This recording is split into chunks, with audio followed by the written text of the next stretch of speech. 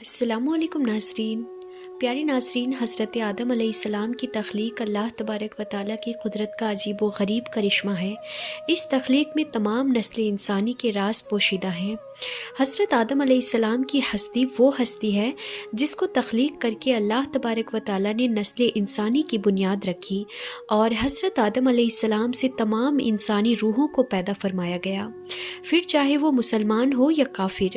پیارے ناظرین، آج کی اس ویڈیو میں ہم آپ کو بتائیں گے کہ حضرت آدم علیہ السلام کو کس طرح پیدا فرمایا گیا، آپ کے جسم مبارک کو بنانے کے لیے کون کون سے مٹی کا استعمال کیا گیا، اور وہ مٹی زمین کے کون کون سے حصوں سے اٹھائی گئی، اور حضرت آدم علیہ السلام کو مٹی، پانی، ہوا اور آگ سے کس طرح پیدا فرمایا گیا، اور کیا حضرت آدم علیہ السلام کو اللہ تبارک و تعالیٰ نے خود اپنے دست قدرت سے پیدا فرمایا یا فرشتوں نے حضرت آدم علیہ السلام کی تخلیق کی، اور جب اللہ تبارک و تعالیٰ کے 4 مقرب فرشتے زمین پر مٹی اٹھانے کے لیے آئے تو زمین رو رو کر ان کے سامنے کون سی فریاد کرنے لگی، اور ایسی کون سی وجہ ہے جس کی وجہ سے انسانی زندگی میں غم زیادہ اور خوشیاں کم ہوتی ہیں۔ ناظرین، ان تمام تر سوالات کے جوابات قرآن و حدیث کی روشنی میں آج کی اس ویڈیو میں ہم آپ کو بتائیں گے، لہٰذا آپ سے گزارش ہے کہ ہماری اس ویڈیو کو آخر تک ضرور دیکھیے گا۔ ناظرین، جب اللہ تبارک و تعالیٰ کی ذات کے علاوہ کوئی بھی کائنات یا کوئی بھی مخلوق موجود نہ تھی، صرف اللہ تبارک و تعالیٰ کی ذات موجود تھی، اس وقت اللہ تبارک و تعالیٰ نے اپنی ذات کے بعد سب سے پہلے جس ہستی کو پیدا فرمایا وہ حضرت محمد مصطفیٰ صلی اللہ تعالیٰ علیہ وسلم کا نور اقدس ہے۔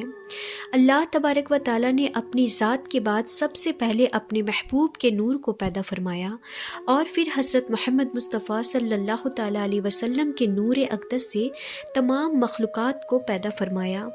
جیسا کہ اللہ تبارک و تعالیٰ کا عرش، لوح، کرسی اور اللہ تبارک و تعالیٰ کے مقرب فرشتے، زمین و آسمان اور کل کائنات کو حضرت محمد مصطفیٰ صلی اللہ تعالیٰ علیہ وسلم کے نور اقدس سے تخلیق فرمایا۔ حضرت آدم علیہ السلام کی تخلیق سے پہلے زمین و آسمان اور اللہ تبارک و تعالیٰ کے مقرب فرشتوں کی تخلیق ہو چکی تھی۔ ان تمام اشیاء کو پیدا کرنے کے بعد اللہ تبارک و تعالیٰ نے حضرت آدم علیہ السلام کو تخلیق کرنے کا ارادہ فرمایا۔ ناظرین، آپ کو بتاتے چلیں کہ حضرت آدم علیہ السلام کی تخلیق 4 چیزوں سے کی گئی۔ نمبر 1 مٹی، نمبر 2 پانی، اور نمبر 3 ہوا، اور نمبر 4 آگ۔ جب اللہ تبارک و تعالیٰ نے حضرت آدم علیہ السلام کی تخلیق کا ارادہ فرمایا تو اللہ تبارک و تعالیٰ نے اپنے سب سے مقرب فرشتے حضرت جبرائیل علیہ السلام کو یہ حکم ارشاد فرمایا کہ جاؤ اور تمام روئے زمین سے ہر قسم کی سیاہ و سفید، سرخ اور خاری مٹی اور نرم اور خشک مٹی ایک ایک مٹھی اٹھا لاؤ۔ جب حضرت جبرائیل علیہ السلام اللہ تبارک و تعالیٰ کا حکم پا کر زمین پر تشریف لائے اور خاک اٹھانے کا ارادہ فرمایا تو اس وقت زمین نے حضرت جبرائیل علیہ السلام سے مٹی اٹھانے کا سبب پوچھا۔ اس وقت حضرت جبرائیل علیہ السلام نے سارا واقعہ زمین کو بیان فرمایا۔ زمین نے عرض کیا کہ میں اس خدا کی پناہ چاہتی ہوں کہ تم مجھ سے مٹی اٹھا کر اس سے انسان بنائے جس کی وجہ سے میرا کچھ حصہ جہنم میں جائے۔ اس طرح زمین رو رو کر حضرت جبرائیل علیہ السلام کے سامنے خدا کی پناہ مانگنے لگی، تو حضرت جبرائیل علیہ السلام مٹی کو اٹھائے بغیر ہی اللہ تبارک و تعالیٰ کی بارگاہ میں واپس لوٹ گئے، اور جا کر اللہ تبارک و تعالیٰ کی بارگاہ میں عرض کی کہ یا رب العالمین، زمین نے تیری عزت کی پناہ چاہی تو میں نے تیرے نام اور عزت کے ادب کی وجہ سے اس کو تیری پناہ عطا فرما دی، اور میں مٹی اٹھائے بغیر ہی واپس چلا آیا۔ اس کے بعد اللہ تبارک و تعالیٰ نے حضرت اسرافیل علیہ السلام اور حضرت میکائیل علیہ السلام کو باری باری بھیجا، لیکن یہ دونوں فرشتے بھی اسی وجہ سے خالی ہاتھ واپس لوٹ آئے، کیونکہ زمین نے ان سے بھی اللہ تبارک و تعالیٰ کی پناہ چاہی، تو ان دونوں فرشتوں نے بھی اللہ تبارک و تعالیٰ کے نام اور ادب کی وجہ سے زمین کو پناہ دے دی اور خالی ہاتھ واپس لوٹ آئے۔ اس کے بعد پھر آخر کار اللہ تبارک و تعالیٰ نے ملک الموت علیہ السلام یعنی حضرت عزرائیل علیہ السلام کو بھیجا۔ حضرت عزرائیل علیہ السلام اللہ تبارک و تعالیٰ کے حکم کے مطابق جب زمین پر تشریف لائے تو زمین اسی طرح رونے لگی اور فریادیں کرنے لگی۔ اس وقت حضرت اسرائیل علیہ السلام زمین سے فرمانے لگے کہ تیرے رونے دھونے اور عرضی کی وجہ سے میں اپنے رب کی نافرمانی نہیں کر سکتا، لہٰذا حضرت اسرائیل علیہ السلام نے زمین سے مٹی اٹھا کر اللہ تبارک و تعالیٰ کی بارگاہ میں حاضر ہو گئے۔ یہی وجہ ہے کہ اللہ تبارک و تعالیٰ نے حضرت اسرائیل علیہ السلام کو انسانوں کی جانیں نکالنے کا کام سپرد کیا اور آپ کو ملک الموت علیہ السلام کے منصب پر فائز کیا۔ ناظرین، تفسیر نعیمی میں ہے کہ ملک الموت علیہ السلام نے مختلف 7 مقامات سے مٹی کو اٹھا کر مکہ معظمہ کے مقدس مقام پر جمع کیا جہاں آج کعبہ شریف ہے۔ وہ 7 مقامات جہاں سے ملک الموت علیہ السلام نے مٹی اٹھائی وہ یہ ہیں: نمبر 1 مکہ مکرمہ، نمبر 2 طائف، اور نمبر 3 بیت المقدس، اور نمبر 4 ہندوستان، اور نمبر 5 ابو قبس، اور نمبر 6 عدن، اور نمبر 7 مدینہ منورہ۔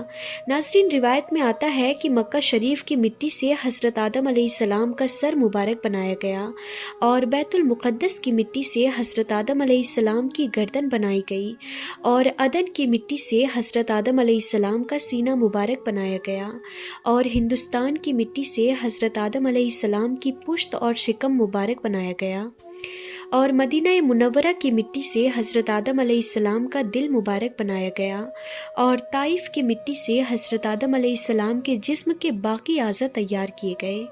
ناظرین، حضرت آدم علیہ السلام کی تخلیق میں جو 7 قسم کی مٹی استعمال ہوئی ان کا ذکر قرآن پاک میں کچھ یوں ملتا ہے۔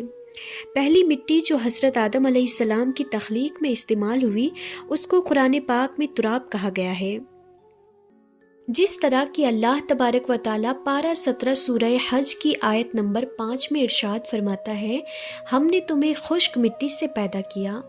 ناظرین، تراب ایسی مٹی کو کہتے ہیں جو خشک ہو، اور دوسری مٹی جو حضرت آدم علیہ السلام کی تخلیق میں استعمال ہوئی اس کا ذکر قرآن پاک میں 3 لفظ سے ملتا ہے۔ 3 اس مٹی کو کہتے ہیں جو بھیگی ہوئی مٹی ہو یا نرم مٹی ہو، جس طرح کہ اللہ تبارک و تعالیٰ پارہ نمبر 23 سورہ سواد کی آیت نمبر 17 میں ارشاد فرماتا ہے، میں مٹی سے بشر بنانے والا ہوں۔ ناظرین، 3 عربی زبان کا لفظ ہے جس کے لغوی معنی گیلی یا بھیگی ہوئی مٹی ہے۔ یہ مٹی جہاں بھی ہوتی ہے اس زمین کو ہرا بھرا کر دیتی ہے۔ اور تیسری مٹی جو حضرت آدم علیہ السلام کی تخلیق میں استعمال ہوئی وہ حمائن ہے، جیسا کہ اللہ تبارک و تعالیٰ قرآن پاک کی سورہ حجر کی آیت نمبر 26 میں ارشاد فرماتا ہے، اور بے شک ہم نے انسان کو بجتی ہوئی مٹی سے بنایا جو اصل میں ایک سیاہ بدبودار غارہ تھی۔ چوتھی قسم کی مٹی جو حضرت آدم علیہ السلام کی تخلیق میں استعمال ہوئی اس کو مسنون کہا جاتا ہے۔ مسنون وہ غارہ ہوتا ہے جو پانی میں کئی روز رہنے کی وجہ سے بدبودار اور سیاہ ہو چکا ہو۔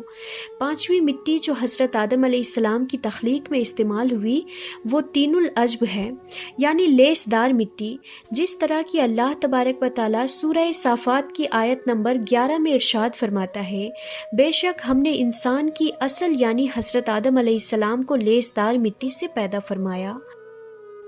اور نمبر 6 پر جس مٹی کو حضرت آدم علیہ السلام کی تخلیق میں استعمال کیا گیا اس کو قرآن پاک میں سلسال کہا گیا ہے، یعنی کھنکھناتی ہوئی مٹی، جس طرح کہ اللہ تبارک و تعالیٰ سورہ رحمان کی آیت نمبر 14 میں ارشاد فرماتا ہے، انسان کو بجتی ہوئی مٹی سے پیدا کیا گیا جیسے کہ ٹھکری۔ اور نمبر 7 پر حضرت آدم علیہ السلام کی تخلیق میں جس مٹی کو استعمال کیا گیا اس کو فخار کہتے ہیں، یعنی پکی ہوئی مٹی یا ٹھکری مٹی۔ ناظرین، اس طرح روئے زمین سے مختلف قسم کی مختلف رنگوں کی مٹی کو اٹھایا گیا اور حضرت آدم علیہ السلام کو تخلیق کیا گیا۔ اسی وجہ سے انسانوں کے رنگوں میں بھی فرق پایا جاتا ہے۔ ناظرین، اس طرح جب حضرت آدم علیہ السلام کی مٹی کو جمع کر لیا گیا تو حضرت آدم علیہ السلام کی مٹی کا گھارا بنانے کے لیے اللہ تبارک و تعالیٰ نے 7 قسم کے پانی کا استعمال فرمایا۔ نمبر 1 آب فرات۔ آب فرات اس پانی کو کہتے ہیں جو شیریں اور میٹھا ہو۔ اور نمبر 2 آب اجاج۔ آب اجاج اس پانی کو کہتے ہیں جو کھارا پانی ہو۔ اور نمبر 3 آب سلسبیل۔ آب سلسبیل اس پانی کو کہتے ہیں جو پاک اور شفاف اور خوشنما پانی ہو۔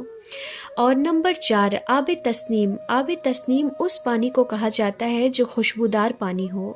اور نمبر 5 آب رحیق، آب رحیق اس پانی کو کہتے ہیں جو پاک نشیدار پانی ہو جیسے کہ جنتی شراب۔ اور نمبر 6 آب کوثر، آب کوثر ایسا پانی ہے جس کو پیتے ہی انسان دنیا کا دکھ درد بھوک پیاس سب کچھ بھول جاتا ہے، جیسا کہ اللہ تبارک و تعالیٰ قرآن پاک میں ارشاد فرماتا ہے انا آتینا کل کوثر، بے شک ہم نے تمہیں کوثر عطا کیا۔ اور نمبر 7 آب رحمت، آب رحمت اس پانی کو کہتے ہیں جو رحمت والا پانی ہو۔ اس طرح حضرت آدم علیہ السلام کی مٹی کو جمع کرنے کے بعد ان تمام پانیوں کو شامل کر کے حضرت آدم علیہ السلام کی خمیر کی مٹی کو گوندا گیا۔ ناظرین، اس طرح جب حضرت آدم علیہ السلام کا غارہ تیار ہو گیا تو اس پر اللہ تبارک و تعالیٰ نے 40 روز تک بارش برسائی۔ حضرت آدم علیہ السلام کے غارے پر 39 روز تک غم کی بارش برسائی گئی اور ایک روز خوشی کی بارش برسائی گئی۔ اسی وجہ سے انسان کی زندگی میں غم زیادہ اور خوشیاں کم ہوتی ہیں۔ تفسیر نعیمی میں ہے کہ جب حضرت آدم علیہ السلام کا غارہ گوننے کے بعد تیار ہو گیا تو اللہ تبارک و تعالیٰ نے فرشتوں کو حکم دیا کہ اس کو مکہ اور طائف کے درمیان وادی نعمان میں عرفات کے پہاڑ کے نزدیک رکھیں۔ پھر اللہ تبارک و تعالیٰ نے اپنے دستے سے اس غارے کو حضرت آدم علیہ السلام کا مجسمہ بنایا اور حضرت آدم علیہ السلام کی صورت تیار کی۔ اس طرح جب اللہ تبارک و تعالیٰ نے حضرت آدم علیہ السلام کا مجسمہ تیار فرمایا تو اس کے بعد اس مجسمے کو خشک کرنے کے لیے اللہ تبارک و تعالیٰ نے 7 قسم کی ہوائیں اس پر چلائی۔ نمبر 1 تیز ہوا، اور نمبر 2 دھیمی ہوا، اور نمبر 3 گرم ہوا، اور نمبر 4 سرد ہوا، اور نمبر 5 درمیانی ہوا، اور نمبر 6 رحمت والی ہوا، اور نمبر 7 صرف ہوا۔ ان 7 قسم کی ہواؤں کی وجہ سے جب حضرت آدم علیہ السلام کا مجسمہ خشک ہو گیا جس کو مٹی اور پانی سے بنایا گیا تھا، اب حضرت آدم علیہ السلام کے اس مجسمے کو پکا کرنے کے لیے اللہ تبارک و تعالیٰ نے اس مجسمے کو 7 قسم کی آگ سے گزارا۔ نمبر 1 سیاہ رنگ والی آگ، اور نمبر 2 سرخ رنگ کی آگ، اور نمبر 3 پیلی آگ، اور نمبر 4 نیلی قسم کی آگ، اور نمبر 5 دھوئیں والی آگ، اور نمبر 6 بغیر دھوئیں والی آگ، اور نمبر 7 تیز اور دھیمی آگ۔ ان 7 قسم کی آگ سے حضرت آدم علیہ السلام کے مجسمے کو گزار کر پختہ اور مضبوط کیا گیا۔ ناظرین، اس طرح جب حضرت آدم علیہ السلام کا مجسمہ مٹی، پانی، ہوا اور آگ سے بن کر بالکل تیار ہو گیا اور حضرت آدم علیہ السلام کی شکل و صورت مکمل طور پر بن گئی اور اللہ تبارک و تعالیٰ نے حضرت آدم علیہ السلام کو اپنی پسندیدہ شکل و صورت پر پیدا فرمایا، جس طرح کہ اللہ تبارک و تعالیٰ قرآن پاک میں ارشاد فرماتا ہے، اور ہم نے حضرت آدم علیہ السلام کو اپنی صورت پر پیدا کیا۔ جب حضرت آدم علیہ السلام کی صورت تیار ہو گئی تو فرشتے اس صورت کو دیکھ کر حیران ہونے لگے اور تعجب کرنے لگے، کیونکہ انہوں نے اس سے پہلے ایسی خوبصورت صورت کو نہیں دیکھا تھا۔ اور جب ابلیس حضرت آدم علیہ السلام کے پتلے کے پاس آیا تو اس کے ارد گرد پھر کر بولا کہ اے فرشتوں، تم اس کو دیکھ کر تعجب کیوں کرتے ہو؟ یہ تو اندر سے خالی جسم ہے، جس میں جگہ جگہ سوراخ ہے، اور اس کی کمزوری کا حال یہ ہے کہ اگر بھوکا ہو تو گر پڑے گا اور اگر خوب سیر ہو تو چل نہ سکے گا۔ اس کے بعد ابلیس بولا کہ اس کے سینے کی بائیں جانب ایک دل ہے، یہ خبر نہیں کہ اس میں اللہ تبارک و تعالیٰ کیا رکھے گا، شاید یہ کہ یہ لطیفہ ربانی ہے، جس کی وجہ سے اللہ تبارک و تعالیٰ نے اس کو خلافت کا حقدار مقرر کیا ہے۔ جب حضرت آدم علیہ السلام کی صورت اور مجسمہ بالکل تیار ہو گیا تو اللہ تبارک و تعالیٰ نے حضرت آدم علیہ السلام کے جسم میں روح داخل کرنے کا ارادہ فرمایا۔ اللہ تبارک و تعالیٰ نے جب روح کو پیدا فرمایا اور اس کو حکم دیا کہ حضرت آدم علیہ السلام کے جسم میں داخل ہو جا، جب روح حضرت آدم علیہ السلام کے جسم کے پاس پہنچی تو جسم کو تنگ اور تاریک پایا اور روح جسم کے اندھیرے میں داخل ہونے سے ڈرنے لگی۔ तब अल्लाह तबारक व ताला ने नूर मुहम्मदी को हज़रत आदम अलैहिस्सलाम की पेशानी मुबारक में रखा, जिसकी वजह से हज़रत आदम अलैहिस्सलाम का पूरा जिस्म नूर से चमकने लगा और मोतियों की तरह जगमगाने लगा। नाज़रीन, जब नूर मुहम्मदी हज़रत आदम अलैहिस्सलाम की पेशानी मुबारक में रखा गया तो वो रूह जो हज़रत आदम अलैहिस्सलाम के जिस्म में दाखिल होने से डर रही थी, वो खुशी खुशी हज़रत आदम अलैहिस्सलाम के जिस्म में दाखिल हो गई। जैसा कि अल्लाह तबारक व ताला सूरह हजर की आयत नंबर 29 में इरशाद फरमाता है, तो जब मैं उसे मुकम्मल कर लूँ और अपनी तरफ से ख़ास और मुअज्जज़ रूह फूंक दूँ, तुम सब उसके लिए सजदे में गिर जाना। नाज़रीन, रूह जब हज़रत आदम अलैहिस्सलाम की जिस्म में दाखिल होने लगी, अभी रूह सर में पहुँची ही थी कि हज़रत आदम अलैहिस्सलाम को छींक आ गई और आपकी ज़ुबान मुबारक से निकला अल्हम्दुलिल्लाह। उस पर अल्लाह तबारक व ताला ने इरशाद फरमाया, यरहमुकल्लाह। और हज़रत आदम अलैहिस्सलाम और अल्लाह तबारक व ताला की यही सुन्नत आज भी ज़िंदा है। जब रूह हज़रत आदम अलैहिस्सलाम की कमर तक पहुँची तो हज़रत आदम अलैहिस्सलाम ने उठना चाहा मगर गिर पड़े, क्योंकि नीचे के हिस्से में रूह अभी नहीं पहुँची थी। उस पर अल्लाह तबारक व ताला ने इरशाद फरमाया कि बेशक इंसान जल्दबाज पैदा किया गया है। और जब रूह हज़रत आदम अलैहिस्सलाम के जिस्म में मुकम्मल तौर पर दाखिल हो गई और तमाम बदन में फैल गई तो अल्लाह तबारक व ताला ने हज़रत आदम अलैहिस्सलाम को हुक्म फरमाया कि फ़रिश्तों के पास जाओ और जाकर उनको सलाम करो और सुनो कि वो तुम्हें क्या जवाब देते हैं। तब हज़रत आदम अलैहिस्सलाम फ़रिश्तों के पास तशरीफ़ लाए और अस्सलामु अलैकुम फरमाया, तो फ़रिश्तों ने जवाब दिया, वालेकुम अस्सलाम व रहमतुल्लाह। उस वक्त अल्लाह तबारक व ताला ने हज़रत आदम अलैहिस्सलाम से इरशाद फरमाया, यही अल्फाज तुम्हारे और तुम्हारी औलाद के लिए सलाम के लिए मुकर्रर किए गए हैं। हज़रत आदम अलैहिस्सलाम ने अल्लाह तबारक व ताला की बारगाह में अर्ज़ की कि या रब्बुल आलमीन, मेरी औलाद कौन है? तब अल्लाह तबारक व ताला ने हज़रत आदम अलैहिस्सलाम की पुश्त मुबारक पर अपना दस्ते कुदरत फेरा। उस वक्त तमाम इंसानी रूहें हज़रत आदम अलैहिस्सलाम के जिस्म से बाहर निकल आई और हज़रत आदम अलैहिस्सलाम ने उन तमाम रूहों को देखा। तो नाज़रीन, इस तरह हज़रत आदम अलैहिस्सलाम की तख्लीक हुई। अल्लाह तबारक व ताला से दुआ है कि अल्लाह तबारक व ताला अपने प्यारे हबीब हज़रत मोहम्मद मुस्तफ़ा सल्लल्लाहु ताला अलैहि वसल्लम के बताए हुए रास्ते पर चलने की तौफ़ीक अता फ़रमाए और उनकी मोहब्बत के अंदर जीना मरना नसीब फ़रमाए। आमीन या रब्बुल आलमीन।